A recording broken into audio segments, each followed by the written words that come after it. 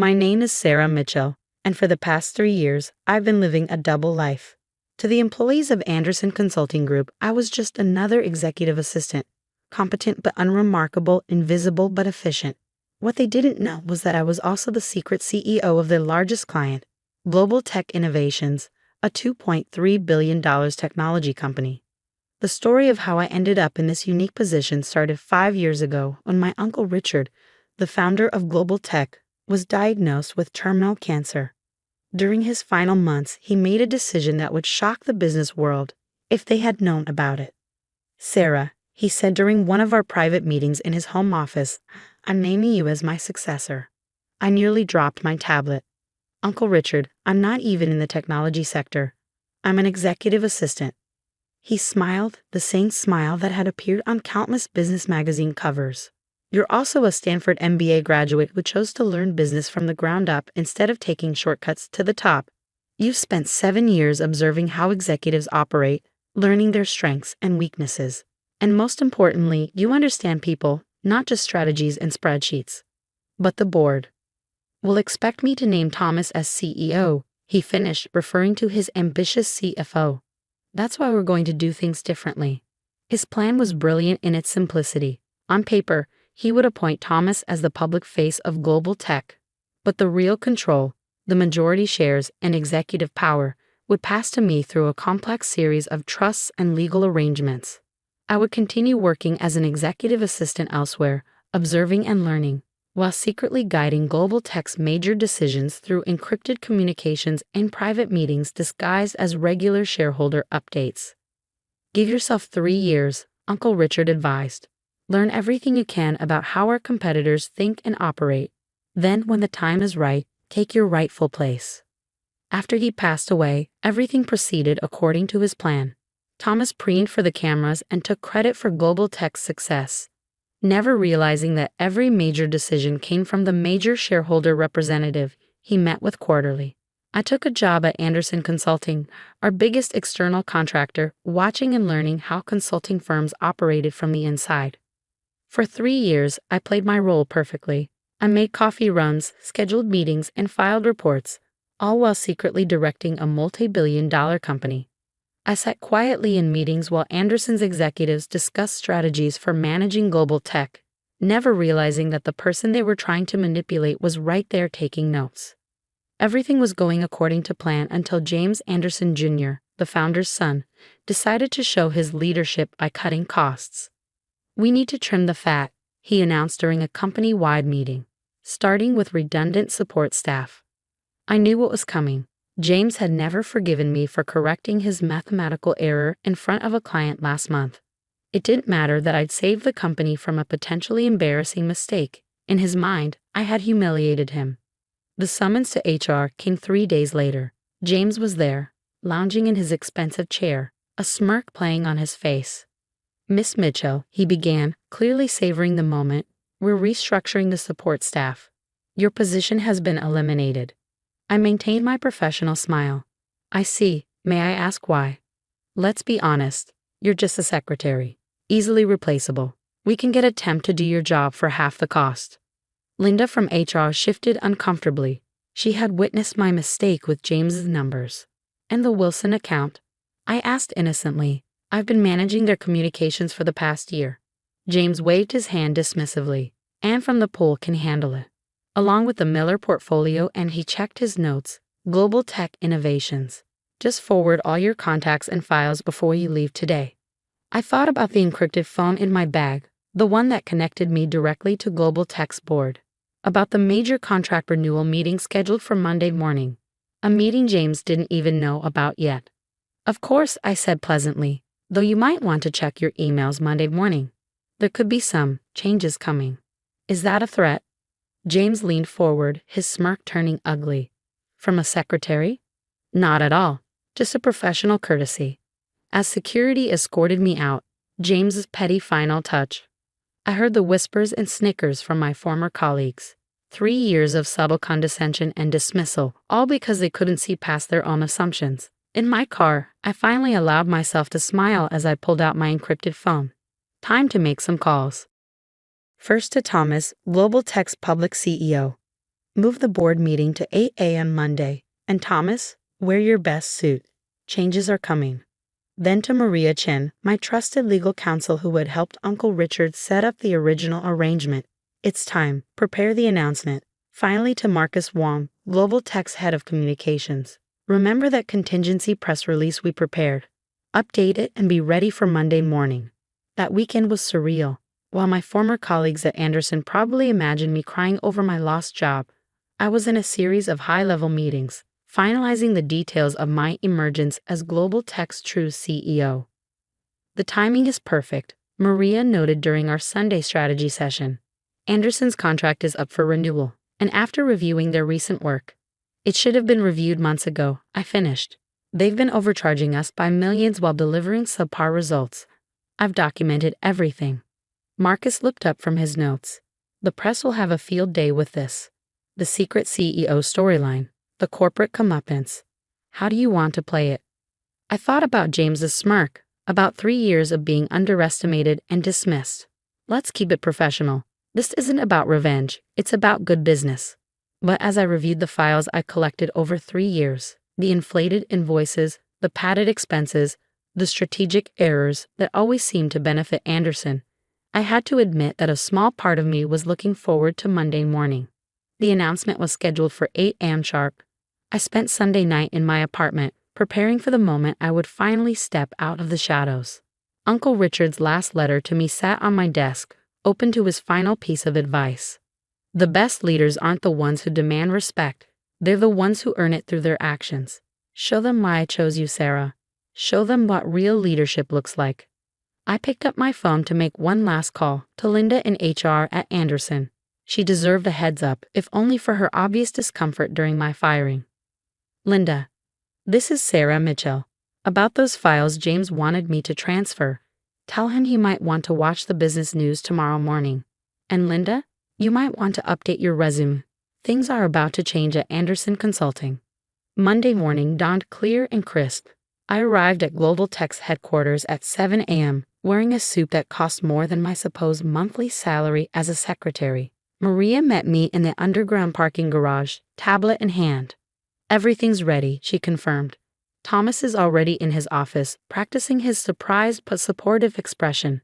The board members have all arrived early. They're curious about this emergency meeting. I smiled, checking my watch. And Anderson Consulting. James Anderson Jr. just arrived at their offices. Apparently, he has a 9 a.m. meeting scheduled to discuss streamlining their Global Tech account team. The timing couldn't have been more perfect. At 7:55 a.m., I walked into Global Tech's main boardroom. The board members looked up, confusion crossing their faces at seeing an unfamiliar woman enter their private meeting. Who are you? Gerald Matthews, the longest-serving board member, demanded. Someone you've been meeting with quarterly for the past 3 years, I replied, taking my seat at the head of the table, though you knew me as Richard's successor and majority shareholder representative. The room erupted in whispers. Thomas, who had been standing by the window practicing his camera-ready smile, turned pale. At exactly 8 a.m., Marcus activated the press release. Simultaneously, Maria distributed folders to each board member containing detailed documentation of my ownership, legal authority, and 3-year track record of decision-making. Ladies and gentlemen, I began. My name is Sarah Mitchell. 3 years ago, my Uncle Richard made me his successor and Global Tech's majority shareholder. Since then, I've been directing this company's major decisions while observing our industry from a unique perspective. Today, I'm stepping into my role publicly as CEO. The next 30 minutes were intense. Questions flew, documents were scrutinized, lawyers were called. But Uncle Richard's arrangements were ironclad, and my track record spoke for itself. Under my hidden leadership, Global Tech's value had increased by 45%. At 8:45 a.m., we moved to our first order of business. As my first public act as CEO, I announced, I'm terminating our contract with Anderson Consulting Group, effective immediately. The recent performance review, which you'll find in your packets, shows systematic overcharging, strategic incompetence, and a pattern of attempted manipulation that ends today. I nodded to Marcus, who displayed the morning's business news headlines on the main screen. Global TCH Innovations REVALs CEO. Richard CHN's NEC emerges as TCH Giants Heidegin LEADA. Anderson Kilman Siwa Tlainji, the OC's $50 million contrasty and mag LEAD AORSTELAP REVLH on. At 8:55 a.m., my phone buzzed. A text from Linda at Anderson. OMG, James just saw the news. He's completely lost it. I could imagine the scene unfolding at Anderson Consulting. James preparing for his 9 a.m. meeting, suddenly discovering that the easily replaceable secretary he'd fired was actually the CEO of his biggest client, the same client whose contract he just lost.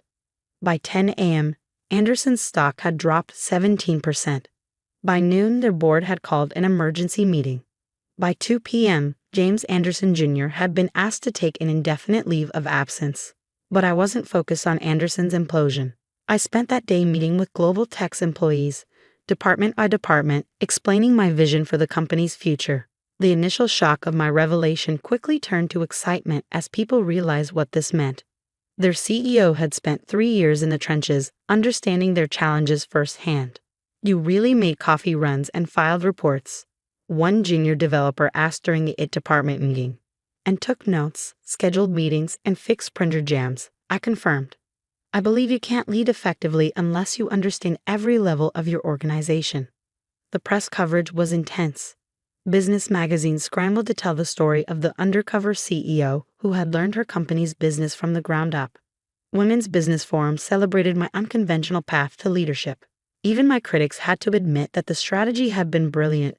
What better way to understand your industry than to work unnoticed inside one of your major contractors? 1 week after my revelation, I received an unexpected visitor. Linda from Anderson's HR department came to my office, clutching a folder. I've been going through the personnel files, she said. The pattern of dismissals under James, it wasn't just you. Dozens of competent people, mostly women and minorities, pushed out because they didn't fit his image of success. I reviewed the documentation she brought. Are you willing to make this official? She straightened her spine. Yes, it's time for things to change. That meeting led to my second major initiative as CEO. Global Tech established a partnership program for small, diverse-owned consulting firms, specifically targeting those started by former Anderson employees who had been unfairly dismissed. Within 6 months, we had a more effective, innovative, and diverse consulting network than Anderson had ever provided, at half the cost.